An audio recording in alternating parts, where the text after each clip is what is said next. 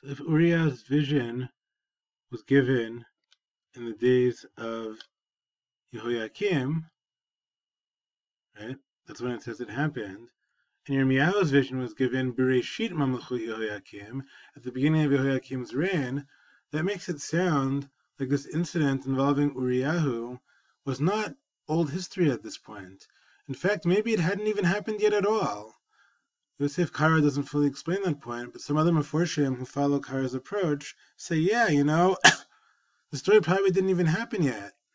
And so the trial ended with Yirmiyahu being found not guilty.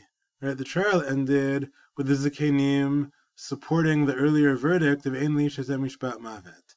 And then, as the author of the book of Yirmiyahu, the Navi appended to the story of Yirmiyahu's trial a subsequent story about how, in the same period as Yirmiyahu, perhaps even a year or two after Yirmiyahu's vision, there was a Navi named Uriah ben Shemayahu who was executed, right? Masahu she'ira b'mei Yehoiakim, that this Uriah was executed. Hikuhu b'cherev, k'shem shemefresh v'holech. They killed him by the sword, as the Navi explains.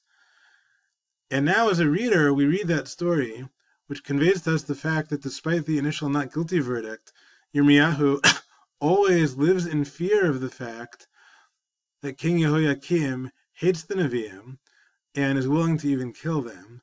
And therefore, the Navi has to add, Shi'arach Hikam ben Shafan hatat Yirmiyahu l'vilti teroto bi'ad b'hamitel.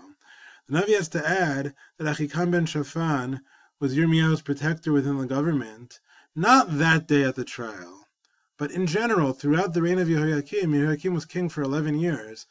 So, in the beginning of that reign, Bereshit Mamlechut Yehoiakim, Yirmiyahu almost died. He survived that day. And then for the next 10, 11 years, he's always watching his back that maybe he'll meet the same fate as Uriyahu, but he survives because Achikam ben Shafan, who's a government minister who's personally righteous, he's better known as the father of Gedaliah ben Achikam, so this Achikam ben Shafan saves Yirmiyahu. And so, in sum, we made this little chart at the end of the section where, according to Rashi, it's the Rishaim, the bad guys who want him dead. According to Rav Yosef Kara, let's write this in English, right? It's the narrator of the book of Yirmiyahu, right? It's not really part of the trial at all. And according to Ibn Kaspi, it's the Zikanim, right? The same Zikanim who earlier spoke about him. We'll call this the Hemshech. It's the continuation of their words from earlier in defense of Yirmiyahu. And therefore, where did the trial end? So here, Rashi and Ibn Kaspi are going to agree that the trial ended Acharei Maaseh Uriyahu. They're both going to agree that after telling the story of Uriyahu is when the trial ended. Whereas Yosef Kara is going to say the trial ended Acharei Maaseh Micha v'Chizkiyahu. The trial ended after that earlier story of how Micha gave a negative nevuah, which Chizkiyahu accepted, and therefore Chizkiyahu repented. And then according to Yosef Kara, what happens afterwards with Uriyahu is part of a subsequent story added by the narrator of the book of Yirmiyahu to tell us about the ongoing dangers that Yirmiyahu faced. This leads to a very interesting question. I don't know if we fully made this clear in class. Was Yirmiyahu found guilty or not guilty at his trial? So we assumed in class that even though he seemed to be headed in the direction of not guilty, but ultimately he was found guilty afterwards, maybe not in a formal way, but the mob again wants to kill him because they're reminded of the story of Uriyahu. That is Rashi's view and Chazal's view, but both Kara and Ibn Kaspi would dispute that.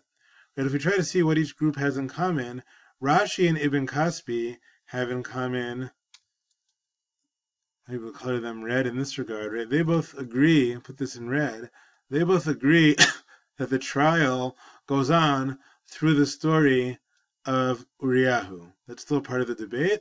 They just disagree with each other regarding which side is telling the story of Uriyahu. Is it the prosecutor's words that the Rishaim are saying in order to get Yirmiyahu killed, according to Rashi? Or is it part of the defense's word, the Zikanim, who are saying Uriyahu's story is an example of how we should not behave? According to Yosef Kara is different than both of them because he thinks that the story of Micha and Chizkiyahu is unrelated to the trial. But then there's a separate question. Was Yirmiyahu innocent or guilty according to the verdict? Right? Certainly the Navi thinks Yirmiyahu is innocent, but was the verdict to kill him? So Rashi thinks that Yirmiyahu was ultimately found guilty, or at least the mob wants to find him guilty based on the words of the Rishaim. But Yosef Kara and Ibn Kaspi both agree that the final verdict is not guilty, right? That verdict of Ein Ish Hazeh Mishpat Mavet is followed up by the story of the Zikanim, right? Ein Ish Hazeh Mishpat Mavet, and then the story of the Zikanim, which further defends Yirmiyahu. According to Kara, the trial ends there. According to Ibn Kaspi, the trial continues with a further argument to find him not guilty. And so, we, I think, often think of the story the traditional way, like it's broken up in your booklet, where Uriyahu's story is central to why Yirmiyahu is found guilty in the end. But in fact, two of the three Meforshim that we studied, Yosef Kara and Yosef Ibn Kaspi, both dispute that. They both think Yirmiyahu won the trial. However, according to Yosef Kara, even though Yirmiyahu won the trial, that's not the end of the story. Yirmiyahu is still in danger because of the story. The story of Uriyahu, which is not a part of the trial, illustrates the fact that Nevi'im are always in danger under Yehoiakim. And so, part of what I wanted you to see here is how it's really not clear if Yirmiyahu was found guilty or not guilty in the end.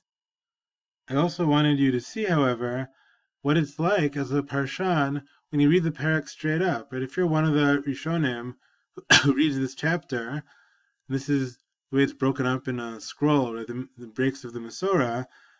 So after Yirmiyahu gives a nevuah, there's a break. You'd see that it will look like a hard return in a scroll of the Navi, and the trial begins.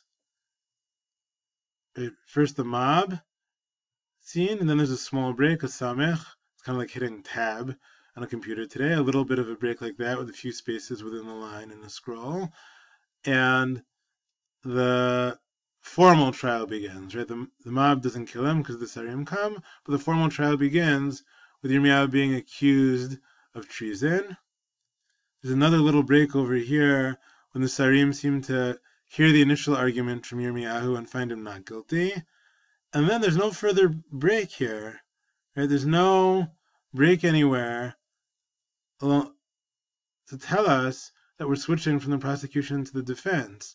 So, unlike your Navi booklet, where we gave you a new section over here, there's no such thing in the Navi. And so if you just read the Navi, this is part of the challenge of Nevi'im Achronim, which isn't always written as smoothly as pure narrative, the way you have in Nevi'im Rishonim, Yeshua through Malachim. With a book like Yirmiyahu, sometimes you're not even sure what's going on. Right? There's no break, no ptuchar stuma, no pei or samech like we had earlier. That samech, stuma means we skip a few spaces within the line. A ptucha means like a hard return, an open break. There's no break like that in the Navi over here. And so when we read about the story of Uriyahu ben Shmayahu, there's no way to know just from looking at how it appears in the scroll that there should be a new section, right? You kind of miss out on that when we spoon feed it to you in your booklet and we put a new section break there. And so Rashi is really going out on a limb here when he says, even though there's no section break, even though it doesn't say, Vayomru, a new group, the same way it said Vayomru earlier, even so, Rashi sort of felt compelled by the logic of the fact that the story of Uriyahu is a story against Yirmiyahu, and the fact that Achikam ben Shaphan has to save him, Rashi felt compelled by those two pieces of logic to sort of insert a section break over here the way we did in our booklet. But I want you to appreciate the challenge of someone, trying to be a parshan who's learning Navi without section breaks, and we see that some of these Parshanim say, you know what? If our scroll of the Navi doesn't have a section break here, maybe it's wrong to put in a section break. Maybe, as Yosef Ibn Kaspi said, this is a continuation of the words of the Zakanim from here. Or maybe, like Yosef Kara said, we should put a section break here, but a really strong break, not just like Rashi, that it's a new subunit of the trial because it's the other side in the trial, it's the prosecutors instead of the defense. Maybe it's an even stronger break. Maybe the trial's over and this is a totally new story. Right? And so I hope you can sort of appreciate from here some of the challenges that all the Meforshim have in knowing what to do with a unit like this. Is it a new subunit within the trial because now the prosecution is speaking, like Rashi says? Is it not a new subunit? Is it a continuation of the argument of the Zakanim, like Ibn Kaspi says? Or like Yosef Kara says, is it a totally new unit? Like a postscript, an epilogue being added to the story of the trial to say the trial's over, but let me tell you another story that happened later on in the time of Yehoiakim that fits with the same issue of Nevi'im being threatened in those days for speaking out against the regime.